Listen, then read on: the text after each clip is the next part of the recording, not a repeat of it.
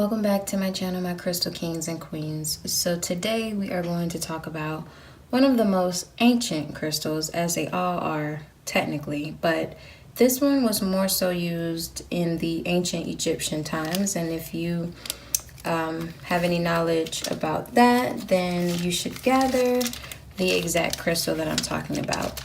However, if you don't know, if you are not aware, then that is totally okay.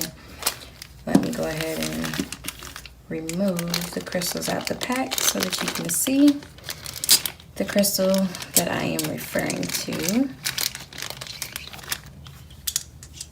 Set these two here. And the crystal that I am referring to is Lapis Lazuli. So I want you to get a clear, good visual without all of the extra halo.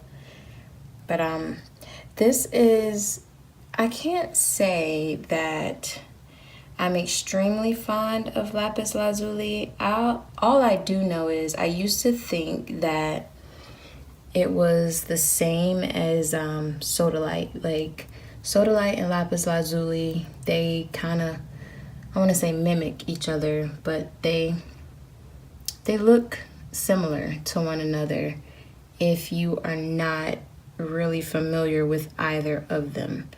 So the difference for me, which allowed me to kind of differentiate each of them, is the fact that Lapis Lazuli is way more expensive, and the fact that it has pyrite in it. So I grabbed this. I think this was actually my very first piece of Lapis Lazuli I've ever owned.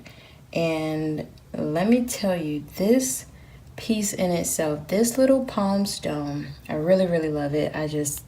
Oh my God, it's so pretty to me. But this palm stone, I believe, if I'm not mistaken, it was a good $28. I'm pretty sure this was $28. So that may or may not be a lot to you all, but for a crystal that I had very rarely even considered, for me to pay that amount of money for it is, I don't know, like, like why did I get it type deal almost.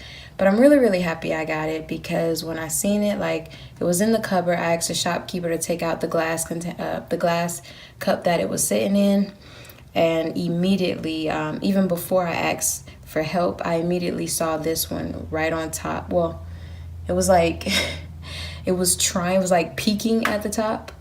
But I saw it and I knew this was the one that I had to have if I decided to actually buy it. So I really, really love this Lapis Lazuli. It's so pretty.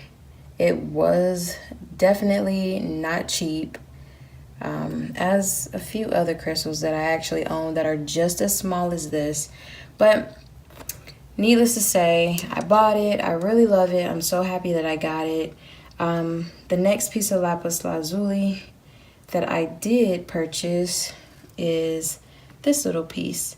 And so I got this the same day I got my palm stone, my lapis palm stone, and I just thought this was so gorgeous.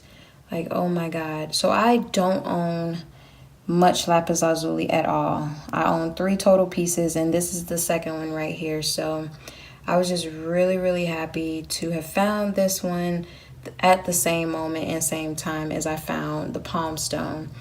And I'm really, really happy with it. It's just so gorgeous. It's so pretty. I can't believe I'm about to start tripping, y'all.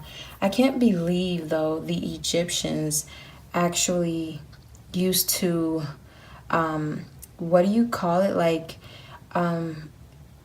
grind up the Lapis Lazuli and use it as eyeshadow. Like, that's so cool to me. I don't know if that, really still happens or can happen or is just even possible now or these days, but that's what they used to do back then, and that's cool for them. me, I probably wouldn't use it as an eyeshadow, but I don't wear makeup at all anyway. So here is the very last Lapis Lazuli. So it's not as what is the word? It's not as out there, I'm gonna say, as my other two. It's not as royal looking, but I really still like it. It was pretty, I think this was actually $5, $5 or $10, probably 10. I don't know. I just know that these are some of the most damn expensive crystals that I've had to, buy. Like, and it wasn't even necessary when I did get them. It was just like, okay, I'm really infatuated with the number 3 or the number 5 or the number 7. So when I go and get crystals, I either have to get crystals in 3s, 5, or 7. And I don't think of it that way. It's just I end up leaving with that amount always. So yeah. So I got this. I just thought it was really cute, really pretty looking, and I love it. So because I love it so much, I picked it up. So I wonder if that's gonna focus back.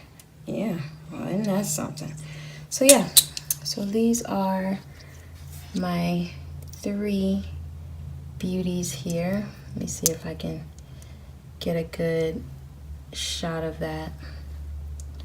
These are my 3 beauties that I'm absolutely in love with.